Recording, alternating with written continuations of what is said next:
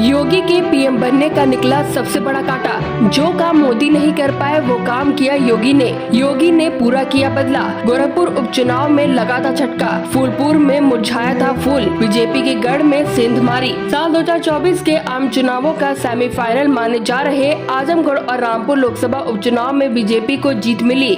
Samajwadi party के खाते में रही दोनों लोकसभा सीटों पर अब भगवा पार्टी का कब्जा है।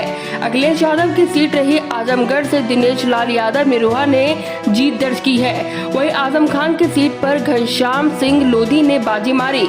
चुनाव के नतीजे सपा के लिए निराशाजनक है। वहीं बीजेपी की इस जीत से योगी आदित्यनाथ ने अखिलेश यादव से अपना 4 साल पुराना हिसाब चुकता कर लिया। 4 साल पहले ऐसे ही योगी आदित्यनाथ की खाली की गई सीट पर अखिलेश समर्थित प्रत्याशी ने जीत हासिल की थी, जिसके बाद योगी की काफी किरकिरी हुई। अब योगी ने उनसे अपना बदला पूरा कर लिया है। साल 2018 के मार्च की हल्की सर्दी में तब उत्तर प्रदेश का सियासी माहौल काफी गर्मा गया था। साल 2017 के विधानसभा चुनाव में बीजेपी को प्रचंड बहुमत मिलने के बाद उत्तर प्रदेश के ताजा मुख्यमंत्री बने योगी आदित्यनाथ ने अपनी गोरखपुर लोकसभा सीट से इस्तीफा दे दिया था। वहीं उप मुख्यमंत्री बने केशव प्रसाद मौर्य ने भी अपनी फूलपुर लोकसभा सीट छोड़ दी थी। दोनों ही सीटों पर उपचुनावों का ऐलान हुआ और उसके बाद जो हुआ उसे बीजेपी या तो कभी याद नहीं करना चाहती थी या फिर उसे कभी नहीं भूली थी। उत्तर प्रदेश में हिंदुत्व की राजनीति का एक महत्वपूर्ण केंद्र गोरखपुर है। इसे हिंदूवादी राजनीति करने वाली बीजेपी का गढ़ तो माना जाता था, लेकिन गौश पीठ से जुड़े योगी आदित्यनाथ की इस सीट से प्रतिष्ठा गहरे जुड़ी थी।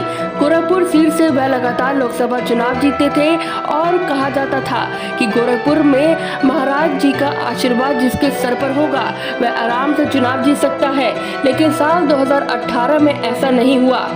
गोरखपुर उपचुनाव में बीजेपी ने पुराने कार्यकर्ता उपेंद्र शुक्ल को टिकट दिया। समाजवादी पार्टी ने निषाद पार्टी के प्रत्याशी प्रवीण निषाद को अपना समर्थन दिया।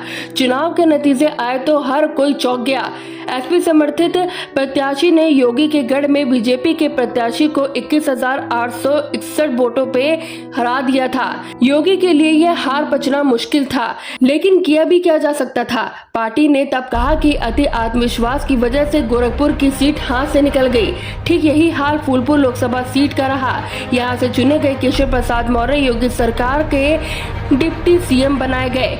इसके बाद उन्होंने फूलपुर सीट खाली कर दी थी। इस सीट पर उपचुनाव में बीजेपी के कौशलेंद्र पटेल को अपना उम्मीदवार बताया था।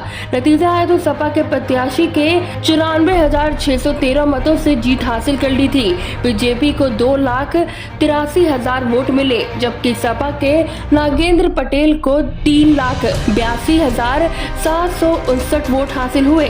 गोरखपुर और फूलपुर सीटों पर हार बीजेपी के लिए बड़ा झटका थी। दोनों ही सीटें बीजेपी का मजबूत गढ़ मानी जाती थी। हालांकि 1 साल बाद ही वह लोकसभा चुनाव में दोनों की सीटों पर बीजेपी ने फिर से कब्जा कर लिया, लेकिन उपचुनाव में हार की टीस नहीं गई। अब उसके 4 साल बाद आजमगढ़ और रामपुर में ठीक वही स्थिति बनी। अखिलेश यादव और आजम खान समाजवादी पार्टी में योगी और केशव के सम स्तर पर ही माने जा सकते हैं। विधानसभा चुनाव जीतने के बाद दोनों ने अपनी सांसदी छोड़ी और विधायकी बरकरार रखने का फैसला किया।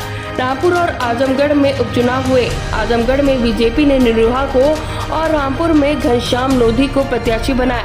अखिलेश ने अपनी जगह आजमगढ़ की सीट धर्मेंद्र यादव को सौंपी और रामपुर में आजम खान ने करीबी आसिम रजा को चुनाव लड़वाया गया। दोनों ही सीटों पर सपा की जीत तय मानी जा रही थी, क्योंकि दोनों ही मुस्लिम पहलू सीटें थीं और सपा का गढ़ मानी जाती थी।